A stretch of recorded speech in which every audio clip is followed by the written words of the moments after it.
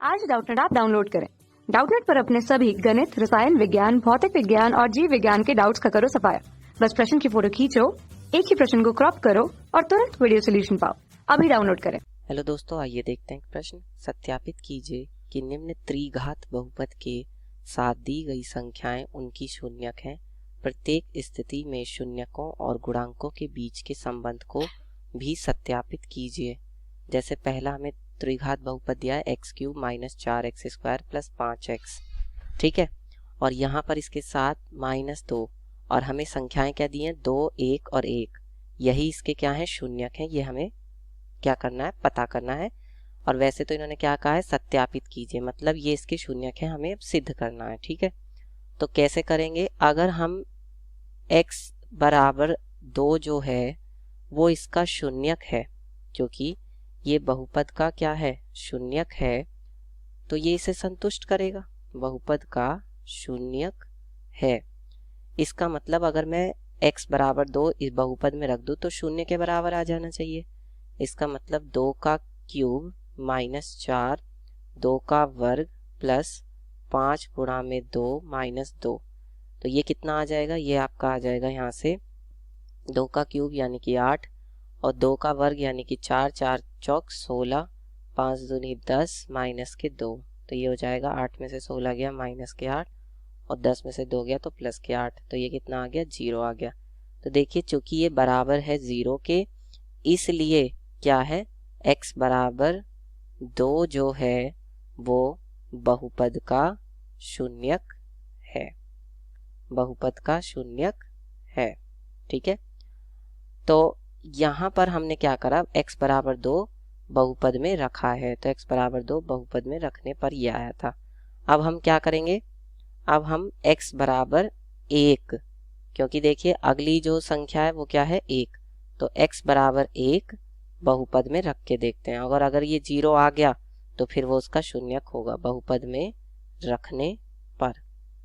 तो जब बहुपद में रखेंगे तो क्या आएगा, देखिए ये हो जाएगा आपका 1 का क्यूब -4 × 1 का वर्ग प्लस 5 × 1 और -2, ठीक है। तो ये यहाँ से कितना हो जाएगा, ये आपका यहाँ से हो जाएगा 1 - 4 × 1 प्लस 5 -2।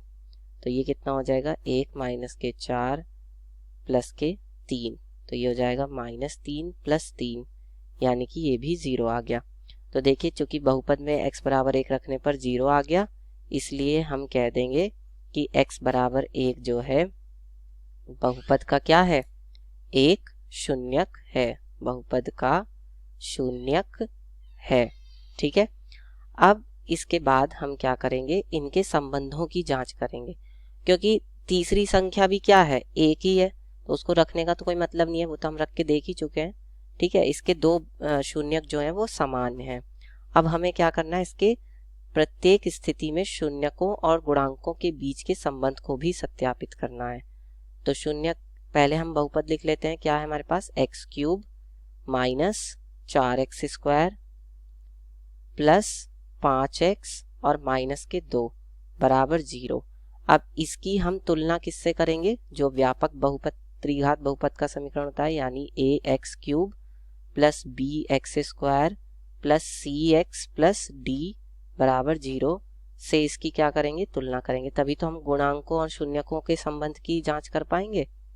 तो यहाँ से a बराबर आ जाएगा 1, b बराबर आ जाएगा -4, c बराबर आ जाएगा 5 और d बराबर आ जाएगा -2, ठीक है। तो देखिए शून्यकों का योगफल क्या होता है, शून्यकों का योग, इसका सूत्र होता है -b/a, ठीक है। तो यहाँ पे b का मान कितना है, बताइए, यहाँ पे b का मान है -4, तो यानी कि -4 और बटे में 1, यानी कि कितना हो जाएगा, 4 हो जाएगा प्लस का। और हमारे जो शून्यक आए हैं वो क्या क्या हैं, हमारे इन्होंने शून्यक दिए हैं 2, 1 और 1, तो इनको अगर हम जोड़ दें तो क्या ये 4 के बराबर होगा, बिल्कुल। इस 4 को हम लिख सकते हैं 2 + 1 + 1। तो देखिए ये संबंध बिल्कुल सही है। 4 जो है सूत्र के अनुसार जो गुणांकों से हमारा आ रहा है वही हमारा शून्यांकों से भी संबंध बिल्कुल सत्य है। देखिए अब हम क्या सत्यापित करेंगे, 2 शून्यांकों के गुणन का योग, मतलब हम 2 शून्यांक लेंगे, उनका गुणन करेंगे और फिर योग करेंगे। इसको हम बोलते हैं, जैसे मान लीजिए किसी त्रिघात बहुपद के समीकरण है, शून्यक है अल्फा बीटा गामा, तो इसको हम ये लिखते हैं दो दो शून्यांकों का गुणनफल यानी अल्फा बीटा, फिर प्लस बीटा गामा और फिर प्लस अल्फा गामा, ये कहते हैं हम इसको। तो इसका सूत्र क्या होता है? इसका सूत्र होता है c बटे में a। ठीक है, तो यहाँ पर c कितना है? यहाँ पर c है हमारे पास 5, ठीक है, और a का मान है 1, तो 5 बटे में 1।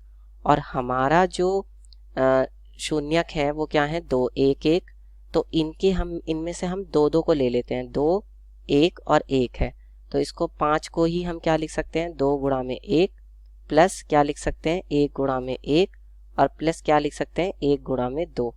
तो ये क्या हो जाएगा? 2 और 1, 2 एकम 2 प्लस 1 प्लस 2, यानी कि ये भी 5 आ गया। तो देखिए ये बिल्कुल बराबर आ रहा है इसके, तो यानी कि ये भी सही है हमारा संबंध। अब हम निकालते हैं शून्यांकों का गुणनफल। शून्यांकों का गुणनफल, तो शून्यकों का गुणनफल क्या आता है? इसको हम कहते हैं अल्फा बीटा गामा, यानी कि अगर 3 शून्यक हैं अल्फा बीटा गामा, तो इसको हम इसका गुणनफल हो जाता है माइनस का d बटे में a। तो यहाँ पे d का मान कितना है? माइनस का 2, तो ये हो जाएगा माइनस का 2 और बटे में a का मान है 1, यानी कि ये भी कितना हो जाएगा? 2 हो जाएगा। और हमारे पास जो शून्यक है वो क्या है? 2 1 और 1, तो अगर मैं इन तीनों की गुणा कर दूं तो इनकी तीनों की गुणा करने से भी क्या आएगा? 2 ही आएगा। तो देखिए ये दोनों भी बराबर आ रहे हैं, तो यही हमें सत्यापित करना था। कक्षा 6 से 12वीं से लेकर नीट, IIT, JEE वो एडवांस के लेवल तक 1 करोड़ से ज्यादा छात्रों का भरोसा। आज ही डाउनलोड करें डाउटनेट ऐप या व्हाट्सएप करें अपने सारे डाउट्स 8400 400 400 पर।